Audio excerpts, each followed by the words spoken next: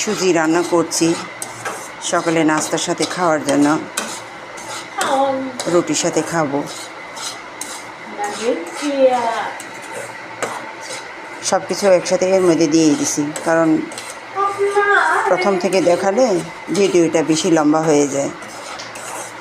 এই জন্য সুজিটা কষানো হয়ে গেছে, এখন দুধ দিব, ওইটুকু দেখাবো আমি।